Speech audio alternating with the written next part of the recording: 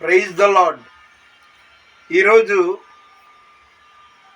8th January 2025, 8వ తారీఖు 2025 సంవత్సరం జనవరి బుధవారం నాడు ఇది తులసీనగర్లో చిత్రీకరించడమైంది. ఒక పల్లవి చరణం తర్వాత నేను విషయం చెప్తాను. ప్రభువాని సముఖమునందు సంతోషము కలదు, హల్లెలూయా సదా పాడెదన్. ప్రభువాని సముఖమునందు సంతోషము కలదు, హల్లెలూయా సదా పాడెదన్. సౌందర్య సీయోనుని తలంచగా ఉప్పొంగుచున్న హృదయముతో, సౌందర్య సీయోని తలంచగా ఉప్పొంగుచున్న హృదయముతో ఆనందమానందమానందమాని ఆనందమానందమానందమాని ప్రియునితో నేను పాడేదను. ప్రభువాని సముఖమునందు సంతోషము కలదు,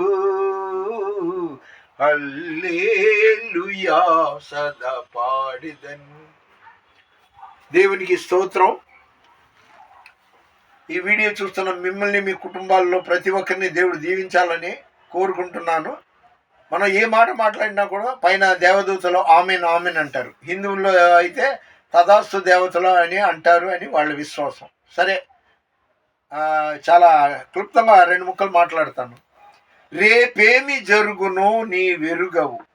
ఈ వాక్యాన్ని వాళ్ళు వీళ్ళు, ఆ మతం ఈ మతం, ఆ కులం ఈ కులం, ఎవరికైనా మానవ మాతృడికి వర్తిస్తుంది. ఉదాహరణకి నేను సినిమాలు చూడను, దైవ సేవకుడిని కాబట్టి. అయితే మనం రోడ్డు మీద వెళ్తుంటే ఎవరో తిట్టుకుంటారు, ఆ బూతులు మన చెవిలో పడుద్ది. ఎవరో ఇంకొక భజన చేస్తుంటారు, అది మన చెవిలో పడుద్ది. ఎవరో హల్లెలూయా అంటారు, మన చెవిలో పడుద్ది. ఈ మాటలు ఎందుకు అనాల్సి వస్తుందంటే,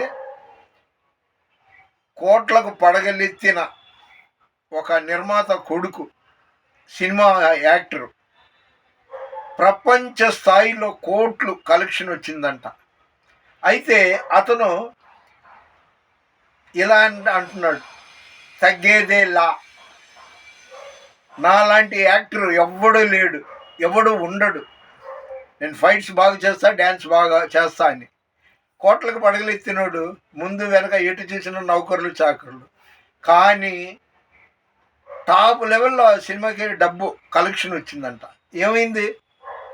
ఏది జరగకూడదో అదే జరిగింది. అతన్ని చూడటానికి అభిమానులు తొక్కిసలాడేటప్పటికీ ఆ రేవతి అనే మహిళ ఆ తొక్కిసలాట్లో చనిపోవడం, తర్వాత ఇంకా అదంతా కథ చెప్పడం వేస్ట్. ఇతను జైలుకి వెళ్ళడం, మళ్ళీ పోలీసులు పిలిచినప్పుడల్లా ప్రతి ఆదివారం వెళ్ళి పోలీస్ స్టేషన్లో సంతకం పెట్టడం, ఇవన్నీ ఉంది. అతను మంచివాడా చెడ్డవాడా, హీరోనా కాదా అనేది నేను అనట్లేదు సుమా. అంత కోటీశ్వరుడు పేరున్న హీరో, వాళ్ళ నాన్న కూడా మంచి నిర్మాత. అలాంటిది వాళ్ళకి అలాంటి గతి పట్టింది. వాళ్ళు ఊహించి ఉంటారా? అదేవిధంగా ఇంకా 1-2 ఉదాహరణలు చెప్తాను. మీకు బాగా తెలుసు, పందెం కోడి, భరణి, ఇంకా ఏవో సినిమాలు ఉంది. ఆ సినిమాల్లో హీరో మంచి కండలు, బాడీ బిల్డర్లా ఉంటాడు. అతని పేరు విశాల్, తమిళ యాక్టరు కానీ తెలుగువాడేనంట. అతను ఈ సోషల్ మీడియాలో చూస్తున్నాను చాలాసార్లు. అతను ఒక సినిమా ఈవెంట్ సందర్భంగా వచ్చి మాట్లాడుతూ ఇలా మాట్లాడుతున్నాడు. நான் இன்னைக்கு இங்கே வந்த అన్నాక నిక్కుముడిలే ఒకర్ర కూర్చుంటాను అంటే ఇంకొకళ్ళు ఊత ఇచ్చి కూర్చోబెట్టారు. మంచి బలిష్టంగా ఉంటాడు, బాగా యాక్ట్ చేస్తాడు తెలుగులో తమిళంలో. అలాంటి వాడికి ఉన్నట్టుండి అదేం రోగమో, కొంతమంది పార్కిన్సన్ వ్యాధి అంటున్నారు, కొంతమంది వాడే వీడు అని ఓ సినిమా వచ్చిందంట, అందులో డబల్ రోల్ ఈ విషయాలు. చెట్టు మీద నుండి దూకడమో ఏదో జరిగి ఈ అందులో మెల్లకన్ను నాగా నటన చేశాడు, కానీ నిజంగానే అతనికి కళ్ళు సరిగ్గా కనబడట్లా, మెదడు ఒక పట్టేసినట్టు ఉంది. ఇప్పుడు మీరే సోషల్ మీడియాలో చూడండి, అలాంటి పరిస్థితి వచ్చింది. బలిష్ఠుడు, మళ్ళీ పేరుంది, మంచి ఆస్తిపరుడు.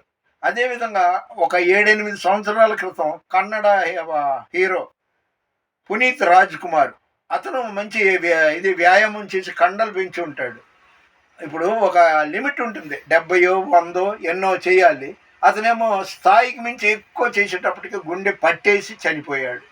అంటే అదే రేపేమి జరుగునో నీ వెరుగవు. డబ్బు ఉన్నా కూడా, బీదోడివైనా కూడా, స్త్రీ అయినా పురుషులైనా, ఇటు 3 అటు 6 స్థలం అంతే. నీకు 100 ఎకరాలు ఉందా 10 ఎకరాలు ఉందా అనేది కాదు. నీకు బిల్డింగులు ఉంది. మా పేటలో కొందరు ఉన్నారు, అందరు కాదు, కొందరు ఉన్నారు. వాళ్ళకి మాకు అపార్ట్మెంట్ ఉంది, బిల్డింగ్ ఉంది, వాళ్ళు అద్దెకు ఉన్నారని వాళ్ళని చిన్న చూపుగా మాట్లాడతారు. అందుకని ఉన్నదానికి తృప్తి పడాలి, దేవునికి కృతజ్ఞత చెప్తూ మనం జీవించాలి. అంతేగాని నాశనమునకు ముందు గర్వము బయలుదేరునని సామెతల్లో ఉంది. ఇంకా ముగిస్తున్నా, రేపేమి జరుగునో నీ వెరుగవు. కాబట్టి ఎప్పుడు దేవునితో ఉండు, దేవుడు నీతో ఉంటాడు. దురదృష్టం ఏంటంటే, ముగిస్తున్నా, దురదృష్టం ఏంటంటే మనిషి దేవుడితో ఒక అరగంట ప్రార్థన చేశాను, దేవుడు ఉన్నాడు అనేసి చేస్తాడు, అంతటితో ఇక మిగతా కార్యక్రమాలన్నింటిలో తలమునకలు అయిపోతాడు. కానీ దేవుడు యుగ సమాప్తి వరకు సదాకాలం నీతో ఉన్నాను అని చెప్తున్నాడు. దేవుడు శాశ్వతంగా మనతో ఉంటే మనిషి ఏమో ఒక పావుగంట అరగంట ప్రార్థన చేసుకుని ముగిస్తాడు. మన వినికిడిలో దేవుడి కొన్ని మాటలు దీవించును గాక. మరోసారి చెప్తున్నా, రేపేం జరుగుతుందో మనకి తెలీదు. అందుకని ఎప్పుడు దేవుడిని మాత్రం మరవమాకండి. ప్రార్థన, అనుదినం ప్రార్థన చేస్తూ ఉండండి. దేవుడు మీకు మీ కుటుంబాలకి సదాకాలం తోడి ఉండి దీవించును గాక. దేవుని పరిచర్యలో మీ రత్నం ఫ్రాన్సిస్. God bless you.